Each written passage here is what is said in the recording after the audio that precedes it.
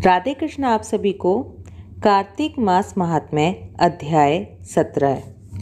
राजा पृथु ने पूछा, हे नारद जी, कृपा करके अन्नकूट तथा गोवर्धन का महात्म्य कहिए।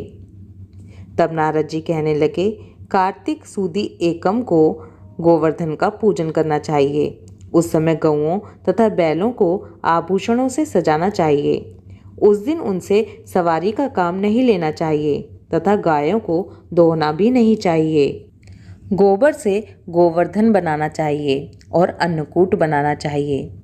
गोवर्धन बनाकर गोवर्धन भगवान की पूजा करें और उनसे इस प्रकार प्रार्थना करें, पृथ्वी को धारण करने वाले गोवर्धन, आप गोकुल के रक्षक हैं। भगवान श्री कृष्ण ने आपको अपनी भुजाओं पर उठाया था। आप मुझे कोटि कोटि गौएं प्रदान करें। लोकपालों की जो लक्ष्मी धेनु रूप में स्थित है और यज्ञ के लिए घी प्रदान करती है, वे मेरे पाप को दूर करें। मेरे आगे गौएं रहें, मेरे पीछे भी गौएं रहें। मेरे हृदय में गौओं का निवास हो तथा मैं भी गौओं के बीच में निवास करूं। पूजन के बाद पहले ब्राह्मणों को भोजन कराएं, फिर स्वयं भोजन करें। गौ तथा वृषभ का पूजन करें। दिन के तीसरे भाग में मार्गपालिका बांधें। इसी दिन जमात्र यानी जमाई का पूजन भी होता है। राजा पृथु पूछने लगे कि हे नारद जी, सर्वप्रथम यह पूजन किसने किया, यह कहिए। तब नारद जी बोले कि समुद्र मंथन के समय जब लक्ष्मी जी समुद्र से उत्पन्न हुई, तब वे विष्णु जी से ब्याही गईं। इससे आनंदित होकर समुद्र ने भगवान की स्तुति की। तब विष्णु जी ने कहा कि वरदान मांगो। यह सुनकर समुद्र ने कहा कि हे भगवान, आप लक्ष्मी जी सहित मेरे यहाँ निवास करो। तब विष्णु ने कहा, ऐसा ही होगा। उसी दिन से दामाद का पूजन प्रारंभ हुआ है। जो कोई कार्तिक सुदी एकम को दामाद का पूजन करता है, वह सब पापों से छूट जाता है। कार्तिक महात्म्य अध्याय 17 समाप्त। कार्तिक मास महात्म्य अध्याय 18। नारद जी कहते हैं कि हे राजन, कार्तिक शुक्ला दूज को यम द्वितीया कहते हैं। इस दिन यमुना जी में स्नान करके यमराज का पूजन करते हैं। इस द्वितीया को भैया दूज भी कहते हैं। इस दिन भाई अपने घर भोजन ना करे। अपनी बहन ना हो तो गुरु की कन्या भी बहन के समान होती है, अतएव उसे ही बहन माने। उस दिन बहन अपने भाई की आयु बढ़ाने के लिए 8 चिरंजीवियों मार्कंडे, बलि, व्यास, हनुमान, विभीषण, कृपाचार्य, अश्वत्थामा और परशुराम का विधिवत पूजन करे।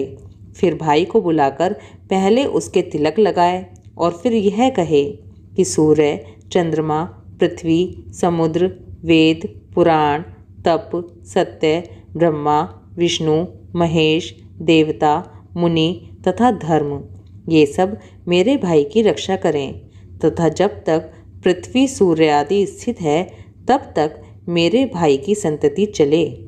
फिर बहन भाई को तिलक करके भोजन कराए। भाई भी अपनी श्रद्धा तथा सामर्थ्य अनुसार बहन को दक्षिणा दे। कार्तिक शुक्ल पक्ष की द्वितीया को पूर्वाह्न में यम की पूजा करें। यमुना में स्नान करके मनुष्य यमलोक को नहीं देखता। कार्तिक शुक्ला द्वितीया को पूर्व काल में यमुना ने यमराज को अपने घर सत्कार पूर्वक भोजन कराया था। उस दिन नारकी जीवों को यातना से छुटकारा मिला और उन्हें तृप्त किया गया।